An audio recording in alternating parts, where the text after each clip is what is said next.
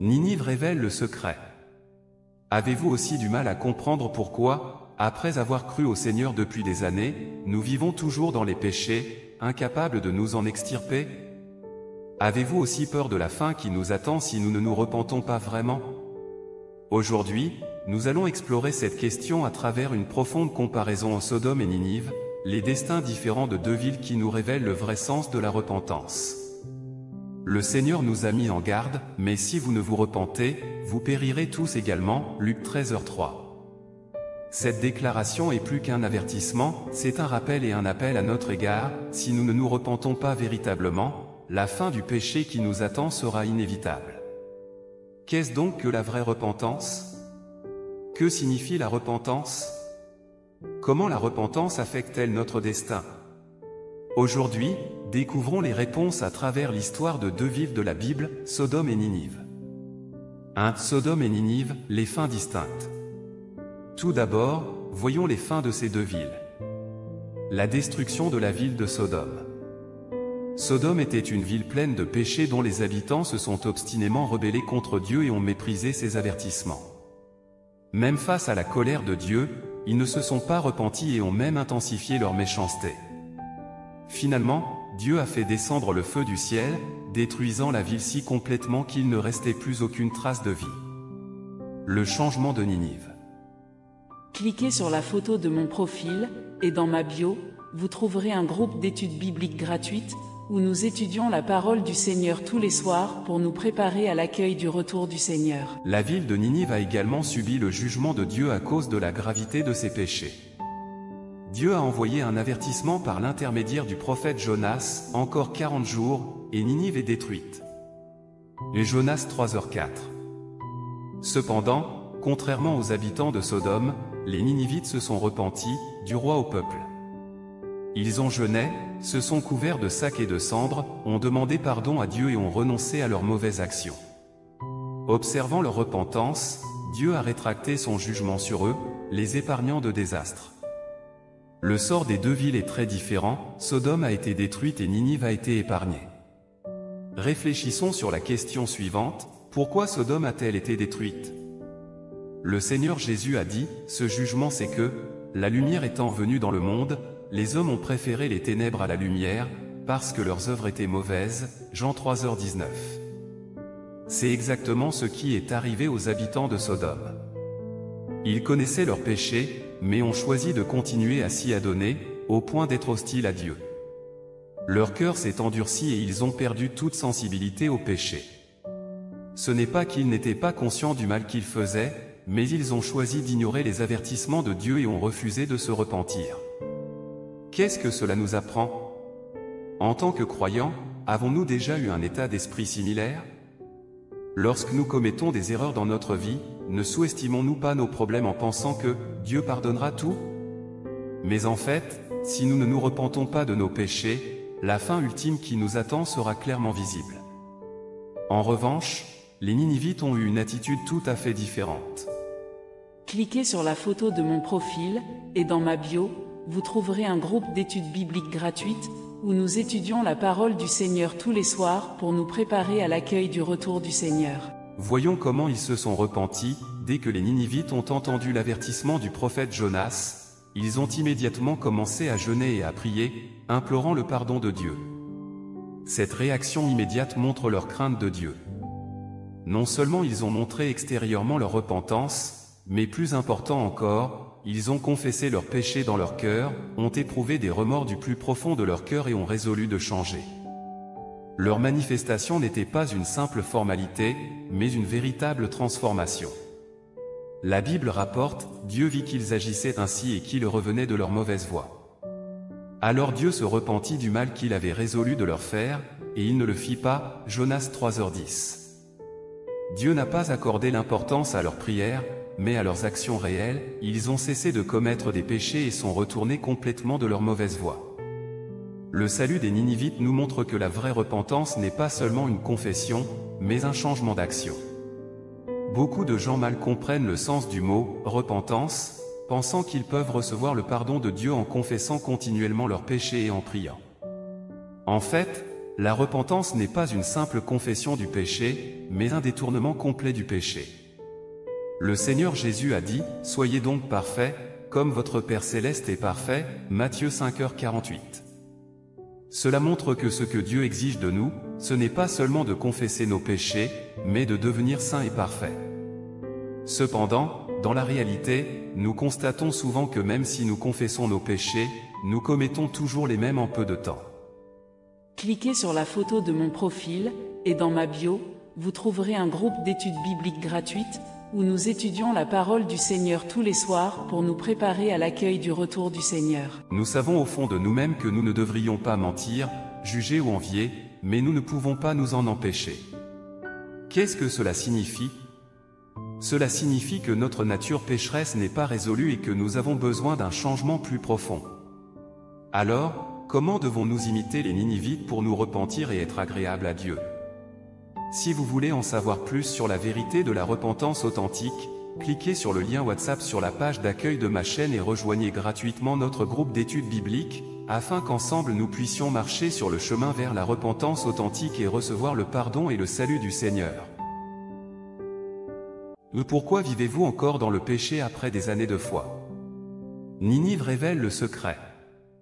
Avez-vous aussi du mal à comprendre pourquoi, après avoir cru au Seigneur depuis des années, nous vivons toujours dans les péchés, incapables de nous en extirper? Avez-vous aussi peur de la fin qui nous attend si nous ne nous repentons pas vraiment? Aujourd'hui, nous allons explorer cette question à travers une profonde comparaison en Sodome et Ninive, les destins différents de deux villes qui nous révèlent le vrai sens de la repentance. Le Seigneur nous a mis en garde, mais si vous ne vous repentez, vous périrez tous également, Luc 13h3. Cette déclaration est plus qu'un avertissement, c'est un rappel et un appel à notre égard, si nous ne nous repentons pas véritablement, la fin du péché qui nous attend sera inévitable. Qu'est-ce donc que la vraie repentance? Que signifie la repentance? Comment la repentance affecte-t-elle notre destin? Aujourd'hui, découvrons les réponses à travers l'histoire de deux villes de la Bible, Sodome et Ninive. 1. Sodome et Ninive, les fins distinctes. Tout d'abord, voyons les fins de ces deux villes. La destruction de la ville de Sodome. Sodome était une ville pleine de péchés dont les habitants se sont obstinément rebellés contre Dieu et ont méprisé ses avertissements. Même face à la colère de Dieu, ils ne se sont pas repentis et ont même intensifié leur méchanceté. Finalement, Dieu a fait descendre le feu du ciel, détruisant la ville si complètement qu'il ne restait plus aucune trace de vie. Le changement de Ninive. Cliquez sur la photo de mon profil, et dans ma bio, vous trouverez un groupe d'études bibliques gratuites, où nous étudions la parole du Seigneur tous les soirs pour nous préparer à l'accueil du retour du Seigneur. La ville de Ninive a également subi le jugement de Dieu à cause de la gravité de ses péchés. Dieu a envoyé un avertissement par l'intermédiaire du prophète Jonas, encore 40 jours, et Ninive est détruite. Et Jonas 3h4. Cependant, contrairement aux habitants de Sodome, les Ninivites se sont repentis, du roi au peuple. Ils ont jeûné, se sont couverts de sacs et de cendres, ont demandé pardon à Dieu et ont renoncé à leurs mauvaises actions. Observant leur repentance, Dieu a rétracté son jugement sur eux, les épargnant de désastres. Le sort des deux villes est très différent, Sodome a été détruite et Ninive a été épargnée. Réfléchissons sur la question suivante, pourquoi Sodome a-t-elle été détruite? Le Seigneur Jésus a dit, ce jugement c'est que, la lumière étant venue dans le monde, les hommes ont préféré les ténèbres à la lumière, parce que leurs œuvres étaient mauvaises, Jean 3h19.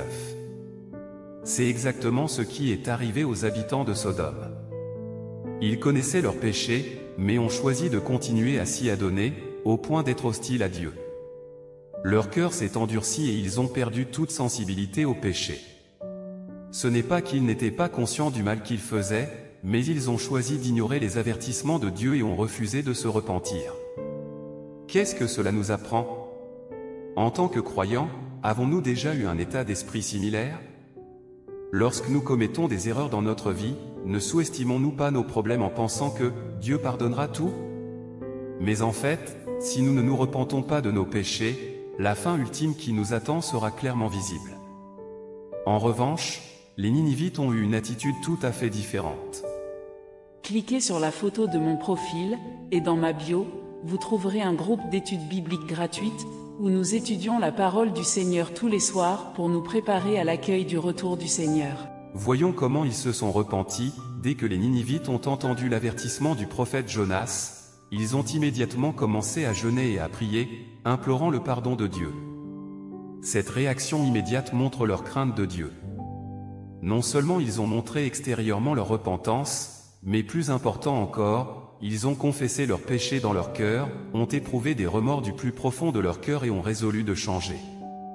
Leur manifestation n'était pas une simple formalité, mais une véritable transformation. La Bible rapporte, Dieu vit qu'ils agissaient ainsi et qu'ils revenaient de leur mauvaise voie.